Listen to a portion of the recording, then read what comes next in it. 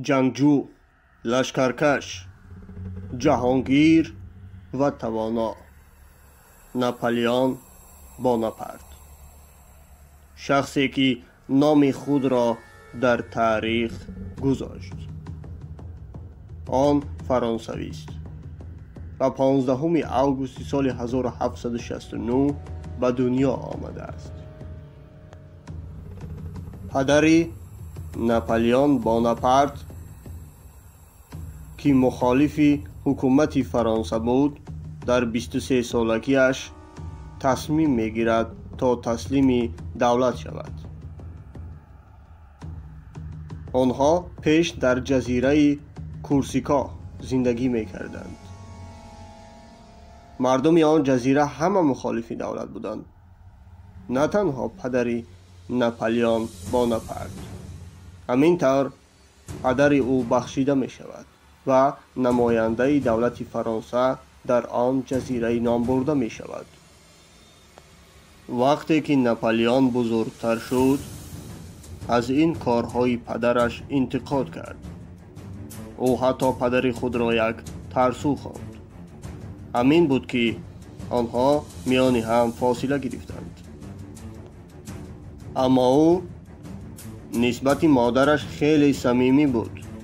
او حتی در خاطراتش قید میکند که همه موفقیت‌هایش از حساب مادرش است. برای نخستین بار در سال 1778 ناپلیون با پدرش به خاک فرانسه قدم می نهد. مقصد پدرش این بود تا که ناپلیون را به مدرسه نظامی گذارد.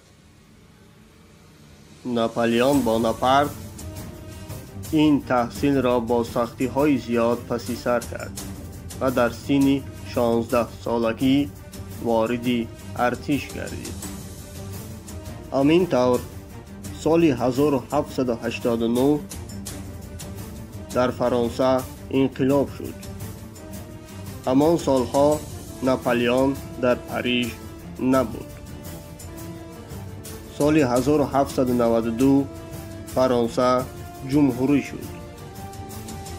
وی فکر کرد، یعنی ناپلیون، در این سیاست نوین باید نقشی داشته باشد. البته این دولت نوتاسیس است.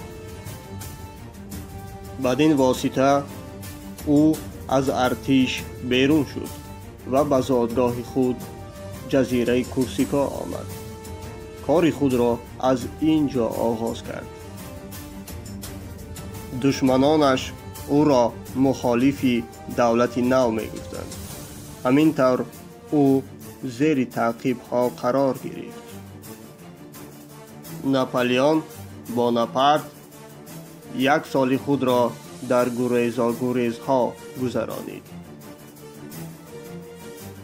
او بعد به خاک فرانسه وارد شد و خود را همچون یک میهن پرست معرفی کرد. ناپلیون باز شامل ارتش می شود در قسمت توپخانه. سلطنت طلبان و انقلابچیان باز در شهر پاریس به جان هم افتادند. ناپلیون را وظیفه‌دار کردند تا که سلطنت طلبان را سرکوب کند. بعد از این سرکوب ها ناپلیون به درجه گنرالی رسید. وی 26 سال داشت که گنرال شد. پس آن به ایتالیا لشکر کشید. در سال 1796 ناپلیون شمال ایتالیا و قسمتی از سرزمین های آستریا را به خاک خود شامل کرد. سال 1798 به سمت مصر سپاه خود را راهی کرد. او در این جنگ در مصر عثمانیان را شکست داد، زیرا مصر به عثمانیان اطاعت میکرد. عثمانی ها و انگلیس ها طی چند نبردها مصر را آزاد کردند. وی سال 1804 خود را امپراتور اعلام کرد. قسمت‌های زیادی اروپا را به خاک خود همراه کرد. فکر او تنها روسیه بود. روس‌ها در جبهه‌های اول جنگ شکست خوردند و به مسکو فرار کردند.